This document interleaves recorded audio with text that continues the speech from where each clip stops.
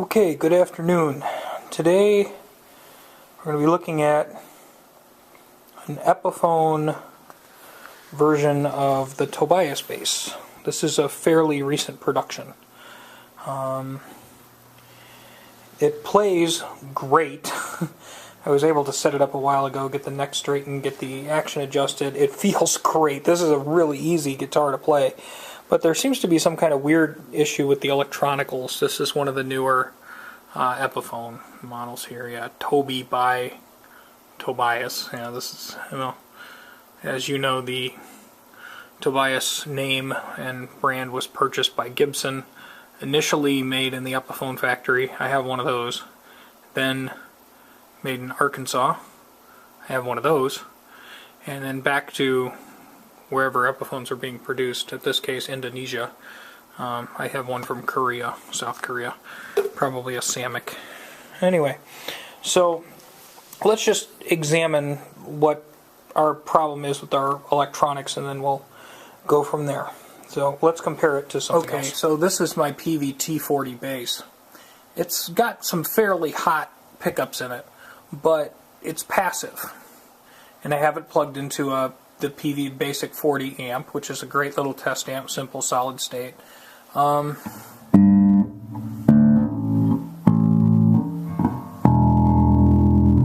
Okay, so plenty of sound. And when I mute the strings and take my hand off of it, the amplifier is whisper quiet. Yep. So let's compare that to what this Toby's doing. Okay. With the volume even at 0, there's a little bit of weird hissy noise. Our controls on here, we have a volume, pickup select, tone, and compressor. I turn that up. Now our volume is maxed. And I have no idea if you can hear that, but there's a significant amount of noise coming from the amplifier. Strong, bright tone, that's okay. But the noise increases when I take my hands off. And decreases, it decreases when I put my hand on it. And increases when I take my hand off. So it sounds like our string ground down here might be on our bridge. It seems like our bridge ground might be floating. Because when I put my fingers on the strings, the noise level does go down a little bit. But you plug this puppy into a PA rig. At home into your own amp, you probably wouldn't notice it. But if you put this on a PA rig, that noise is just amplified. Let me turn up the treble on this amp and hear if you can hear it even better.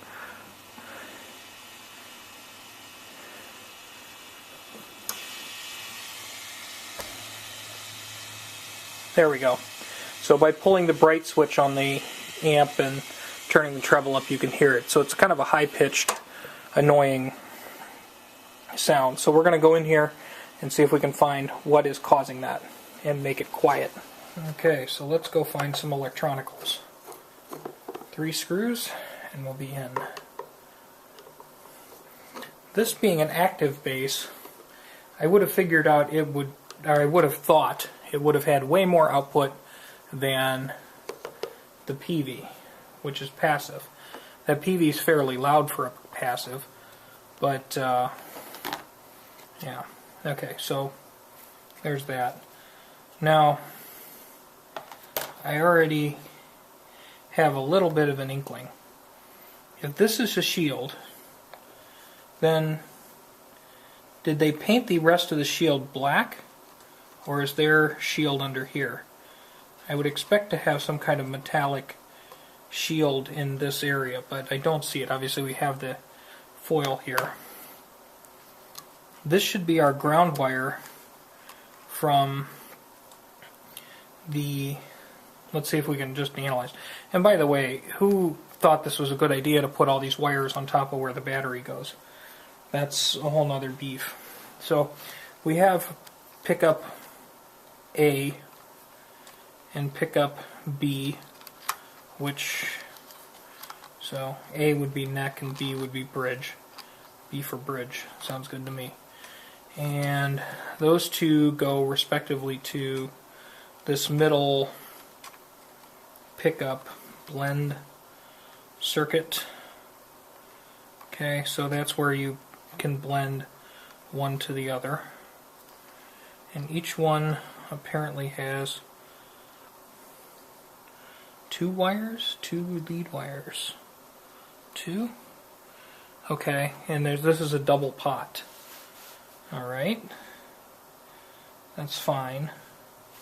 That wire lead's a little long though. And then there is a shielded ground down to here. That's fine. That's all well and good. I don't see any grounds loose now.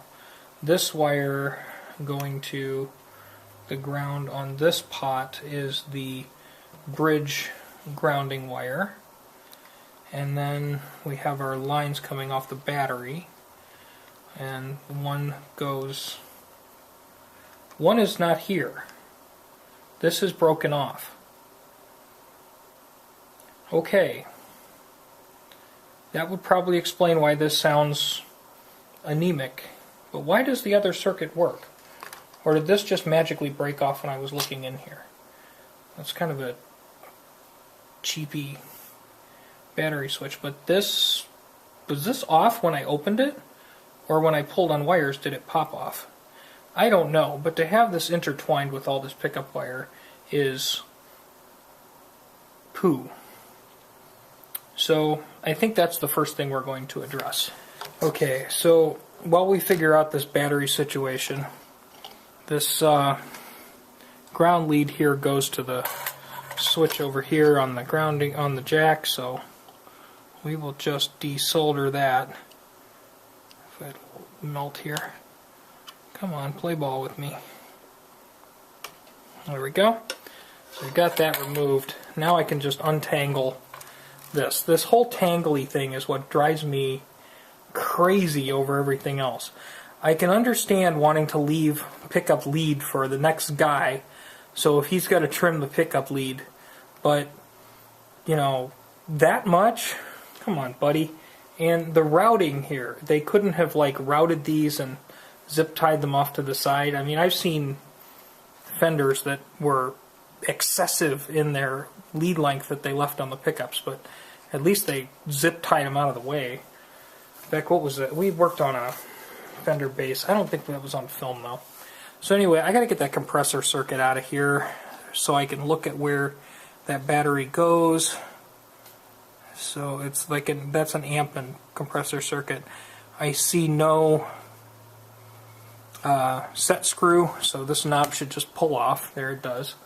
Okay, and then we need to take that off with a wrench or socket of some sort. So stand by while I find that. Okay, I just took the nut off and set it there, and then the compressor and active circuit board thing, this little PCB fell through. So here's our PCB. And let's see if there's any English markings on it. Okay, now here's what I see right out of the gate. This says B+. Okay, B+. That would be the hot lead, right? That was the wire from B+ could have easily been laying across the ground. So hot to ground. This wire, this loose little bit of broken off battery terminal wire, could have laid right across this ground. In fact, I bet it did. That probably explains why it sounded like, why it sounded flimsy, and why it wasn't really outputting that well. So let's fix this. Let's get our desoldering iron and just, even if this is not the source of the problem, we want to make this better. What would somebody respectable do? I know I would normally, I think of the Tobias as a Gibson brand, so what would Gibson do? But Gibson contracted this out to the Indonesians, so I don't know. And right now, if you say anything good about Gibson, you're just asking to be flamed on the internet. Thank you, internet. So we'll heat up our desoldering iron here, and we will get the trash can, because whenever you use this thing, you want to have a trash can to blow that out in. And we will correct this mess. So what I want to do is I want to get these leads really tight to the board, get the excess solder out of here, and make sure that there is, these three are all, or these two are grounds, and then this is a signal, and that's a signal. So I want to make sure that in no way, shape, or form can either of these signal leads get into the grounds. So I want to, after I strip the, or suck the extra insulation and gubbins out of here, I want to actually put these things down so the insulation is like touching on the board. So there's no way, because these are through holes, so I want to make sure there is no way possible that these can touch ground. That just seems like a little bit of rapid fire workmanship, and there's a ton of jokes I could try to interject about international labor, but we'll just be as nice as we can and say whoever was assembling was in a hurry. That's the politest way we can put it. So, okay, let's try to solve this. Let me wait till this warms up and get the trash can so I can blow that out, and then we'll get started. Okay, boys and girls, let's go at this. So, I'm going to clean this board up, because somebody was having a day where they apparently really just wanted to get back to lunch or something. I don't know. Okay, so did a quick wow. Wow, did that clean up fast. That was fast. Holy cow. And this ground lead just looks so close. So close. Unnervingly, uncomfortably close to that. I don't like that. I don't like how close these are. Just makes me uncomfortable. Okay, well, one thing at a time. These holes are pretty huge. That's a Bernie Sanders word. Huge. I think it's a Donald Trump word too. We've got huge, huge problems that we need to deal with. Okay, so that is not the prettiest tinning and whatevering of the wire here. Prepping and tinning of the wire. That's not pretty. I don't like that. So I'm going to snip and strip and then twist and re-tin, and then we'll try to make this prettier. Let's see if these want to play ball with me today. That worked fine. What do you know? These are those generic... Okay, so this wire is too thin for that to work. Let's see if I can do it with my fingernails, and if I can't, we'll get the razor knife. The fingernail stripping actually worked just fine.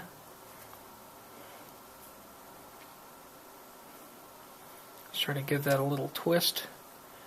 And as my phone goes bananas, somebody wants to ask me computer questions. Let's try to get that tinned really well.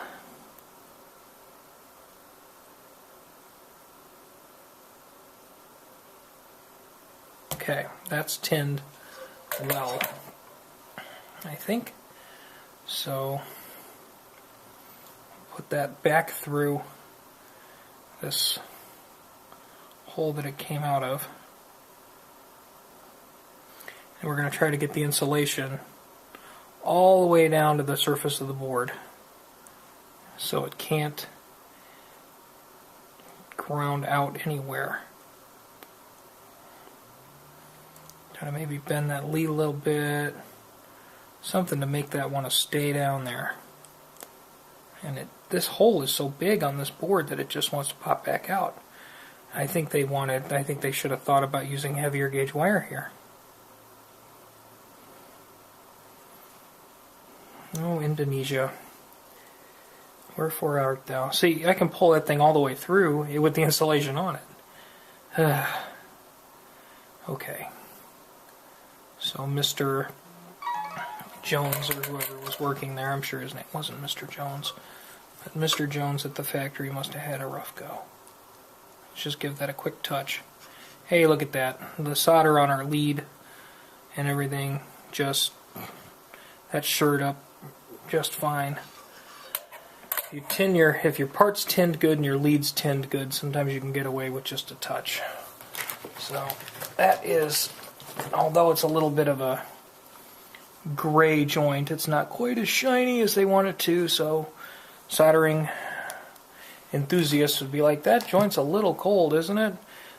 Look, it ain't falling out, and it makes good contact, and it's not going to short against something else, so great. So now we'll move on to, I want to do something about this one. I just don't like where that's at, so let's do something about that.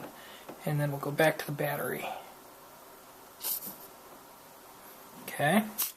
Now this one being the fat kind of grounding braid thing, that one doesn't want to give up the ghost as quickly. So we might have to give it a little heat and then tug. Give that a little warm. There we go. She popped out. So now I'm holding that, and we'll see if we can draw the excess solder out of that hole and open her up.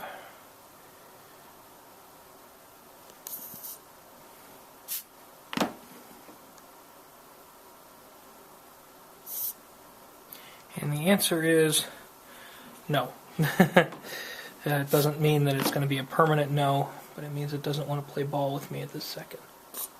Okay, there, we got it from the top. Now the hole is clear. So, what should we do with this? We need this ground to work, and I need to probably answer that phone call. What I will do is I'll want to tin this down a little bit further. Okay, it's okay if it touches this because these are both grounds. I'm going to want to tin this further just so there aren't any flyaways, and then we'll try to get it even closer down to the board there so it's not going to get into anything.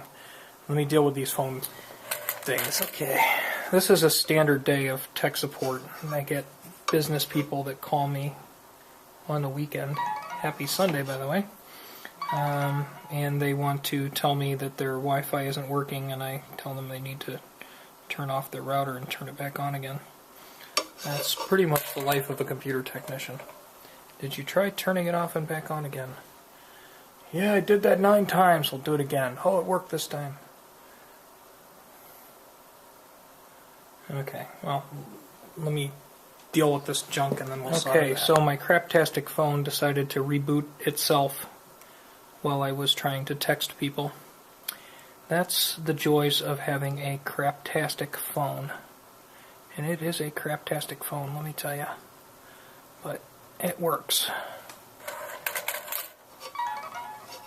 Oh good, now that it's rebooted, people gotta message me another 10,000 times. It's still not working yet. I plugged it back in and it's not working. Well, it's got software. It takes like 2 minutes to boot. You gotta be patient.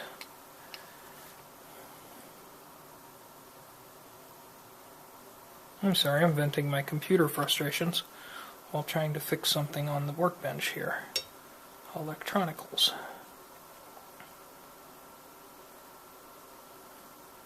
Okay, this one is not going to join up as easily as the others did. It did bond, but we need to fill that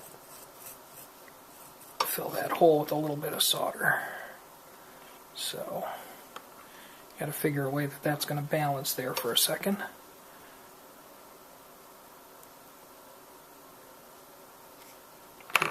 And there we go. There we go. So, I think that's a much neater solder job than the factory has done up to this point. So we'll give that a little clip. Make sure that can't get into the other junk. Down underneath. Okay. And then now we can go back to dealing with that battery after I deal with that stupid phone. Okay, so technically we could just do the battery lead and be done with it, but I'm looking at this other connection here, and this it's just messy, and I don't like messy I don't like messy wiring. I think if you've ever been over to my workshop, you'd know that I don't like messy as kind of a BS term there. Because if I didn't like messy, I would be constantly cleaning my shop, but I don't. Because I know the minute I get it clean, I'm going to have another project and I'm going to mess it back up again. Let's try to suck the goobers out of this, and then we'll...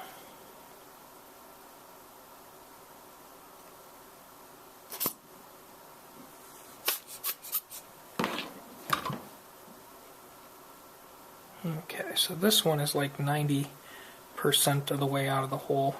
It's just going to need a touch to free it here. Release. Release. There we go.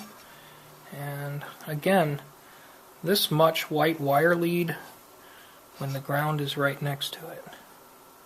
And way too much exposed ground lead. This is just a formula for something grounding out. I just don't like that very much at all. It makes me sad. And you notice since I tinned this other ground lead, despite the fact that it's still got some ground lead exposed, it's very rigid because it's been thoroughly tinned. And just that rigidity is going to keep it in place so it doesn't bump over and get into something else. Okay, getting the solder out of this hole does not participate well. So what we'll have to do is we'll have to see if we can get that solder to come up. We'll add a little bit more so it all sticks to itself, and then we'll suck it out of there. So let me answer these stupid phone calls and then we'll deal with that.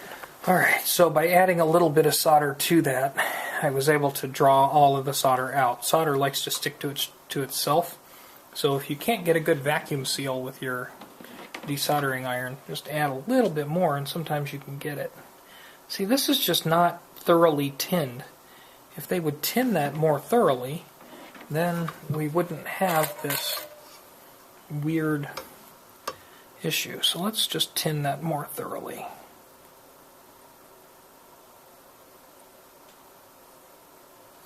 Okay, that's more to my satisfaction. And yeah, see, that's nice and tinned. That's going to be stiff.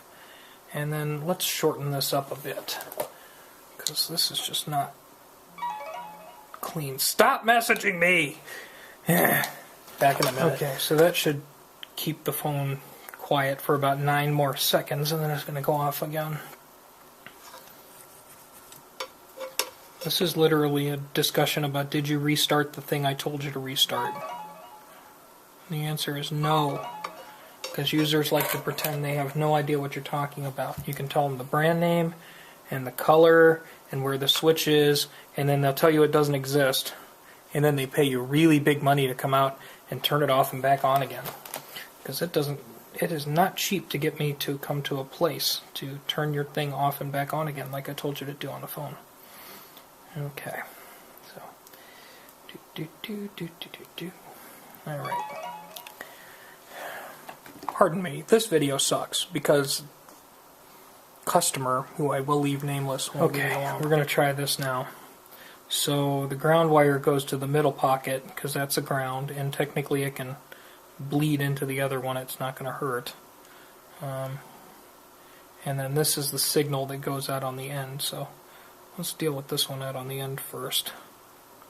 I'm going to try to get that down there with a minimum amount of solder mess, because we don't want this to ground out to anything, and we want to have the leads insulation as close to, there we go, as close to the board as possible. There we go. See, the insulation is right flat down on the board. Now it can't accidentally ground out if one of these things lops over on it, which is what I think happened before. One of these ground leads lopped over onto the 9-volt power and was shunting the power to ground, and that means it isn't going to work right, people, and it's going to sound like it's not working right. I am trying to quell my language today because I'm a little crabby. I apologize. Okay, so a little bit of solder, that's good now. We have successfully resoldered most of this with the exception of the 9-volt power lead using less solder mess. And yeah, that's neater. And that's not going to ground out on anything. So now I got to sneak in here and get that 9-volt lead right there. And then we'll see where we're at. Okay, that was about 2 seconds later. Now they told me their internet works again. After they rebooted everything I told them to reboot. What a concept. Okay, so let's tin our battery lead here.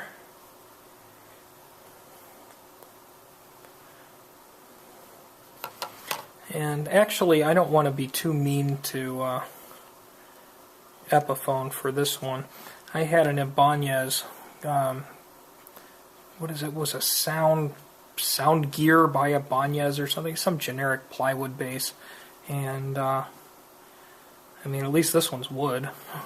This thing was like some plywood base, and the electronics in it didn't work at all. And the guy was convinced he needed brand new electronics. I took it apart and found that the electronics weren't really even close to the schematic wiring diagram. And put it according to the schematic wiring diagram, and the darn thing worked. It worked just fine with all the original electronics in it. So sometimes people are just having a poopy day at the factory. Will you stop telling me things on my phone? Okay, so got that lead tinned. We're going to try to get it narrow and short, and then we're going to get it through the hole to the point that the insulation is blunting up against that board so it has nothing to short out on. And then we're going to solder it down. Okay, now seeing that this is in a tight space, we're going to try a little trick here that we do sometimes to get into tight spaces. Get some fresh solder on the iron, and then just slip the tinned iron with the rosin still burning right over the hole, and hold it for 2 seconds and see what happens. Looks like the hole's closed up, it's bonded, and the insulation is down to the board. That's victory. So we're going to trim that little excess lead, and then we'll have to reattach the ground wire from the battery lead to the jack where it was, because those jacks effectively are on-off, so it doesn't drain your battery in the circuit when it's disconnected. And if that works and we're not getting all the crazy noise and the bass is louder, then I will declare victory. If not, I will keep working. Okay, so let's put this battery lead back down. It goes right to that.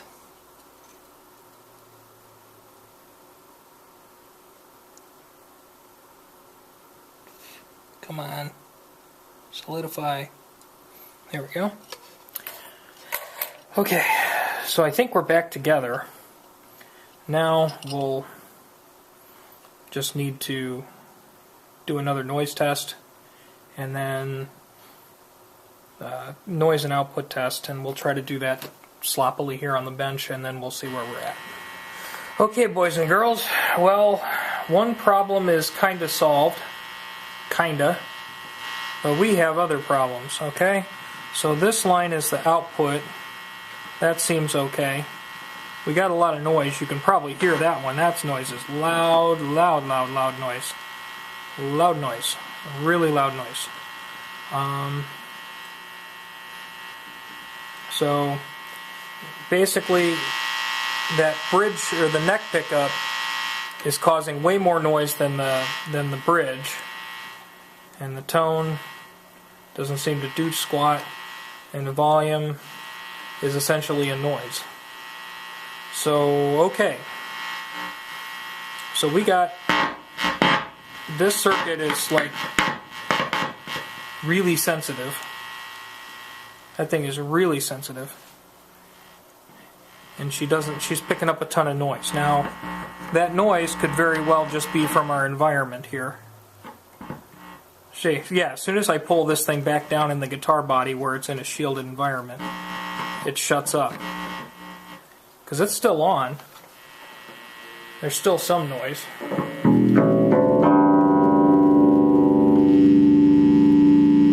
Okay, so the one pickup is a lot noisier than the other one.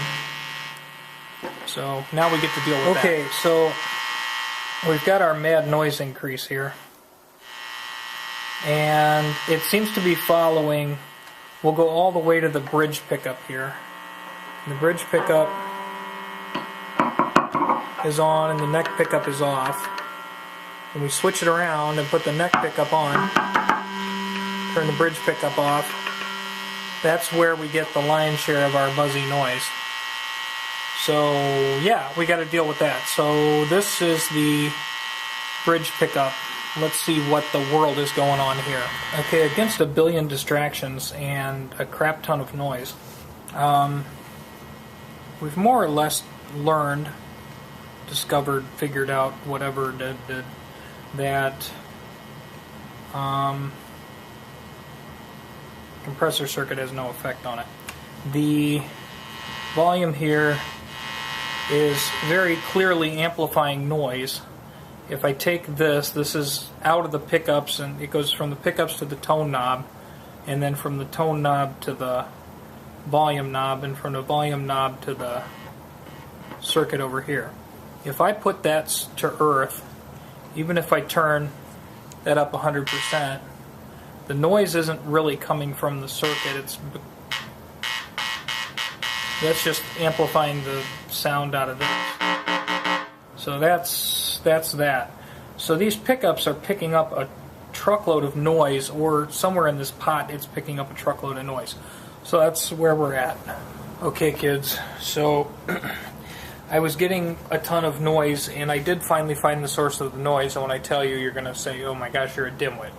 But I cleaned up the wiring anyway, and I do have to adjust the height of the pickups. I took the pickups out trying to find the source of the noise, if I had a noisy pickup, bad pickup, what the world was going on.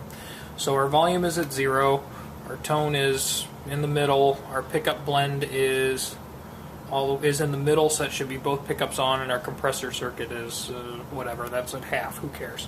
So let's turn the volume up halfway. I get a little bit of noise in the middle, and when I get all the way to the top, to the loudest setting, not bad at all. Okay, so both pickups should be on. That's loud. Okay, this amp is back there. That's loud. That's pretty darn loud. So that's plenty loud. So let's try our pickup blend, our front pickup. And we'll switch it back around. This should be the rear pickup.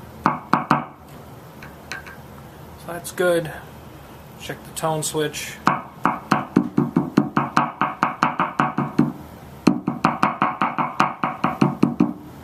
And our compressor actually will give more thump when you're actually playing strings.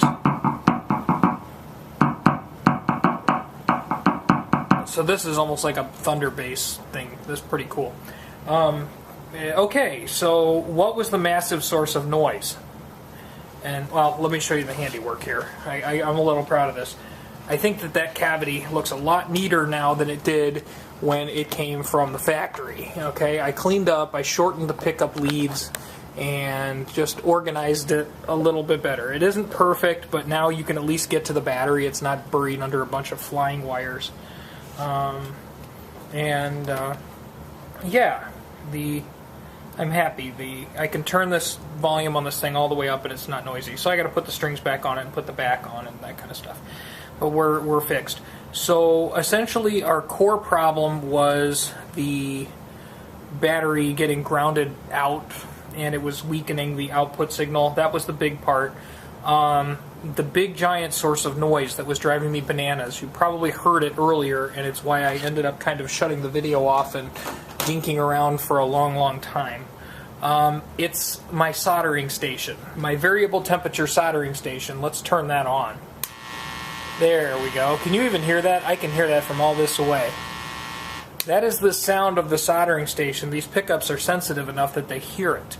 And I checked each pickup passively to see if there was anything wrong with it, and all kinds of different things. And at one point I was just getting really peeved, and I had the cable in my hand, and I passed the cable close to the solder station, and it's like, wait a minute, holy. And then I turned it off, and a lot of the noise went away, and then I said, duh, I'm an airhead. So yeah, I think we're cool now. Again, much shorter on these leads. I took probably, a good chunk out of the pickup lead lengths and everything, and I think this is a lot tidier. It works, and so far it seems quieter. Now effectively, when I plug this back into the amp, I want this to be louder, significantly louder than my PV was with the passives. Because it should be. It's got actives in it. This thing should be louder than that PV. And that PV is loud for a passive. But, you know, I look at my genuine Tobias, and, well, actually, genuine Gibson era Tobias, and even my Epiphone Tobias, which is an older Music Yo model. I don't know if anybody remembers Music Yo. If you do, you've been doing this a while. Both of those, the Bartolini system and the Gibson made one, is definitely the louder of the two. But both of them have, you know, adequate output, and they will the PV can almost keep with the Epi, but the Bartolini system will just blow it away. So let me slap the strings back on this thing. Yeah.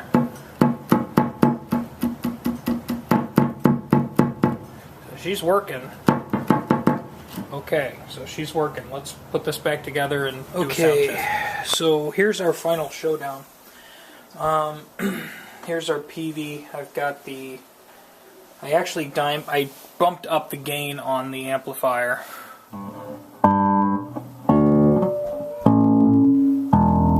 So that's with both pickups dimed. That's, you know, it's a modest level. I'm not trying to knock anybody out. So let's see how the Tobias can compare with that, or the Epiphone, I should say. Okay, so the Epiphone is back.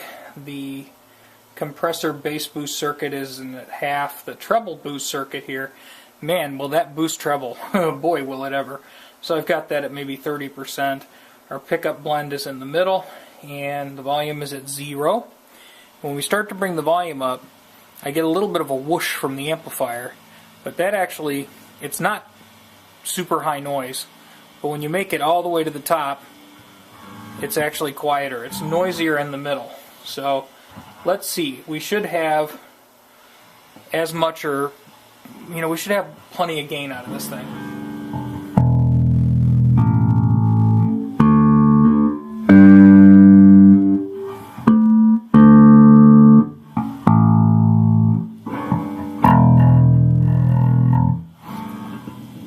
I would think that's enough gain to maybe frighten the camera. You know, there's a little bit of hiss from the amp, but that's kind of normal in an active circuit, unless it's a really, really expensive one. And I've got this angle, so it's actually picking up interference. But as far as the volume level, signal to noise is much, much better. So I think we're good.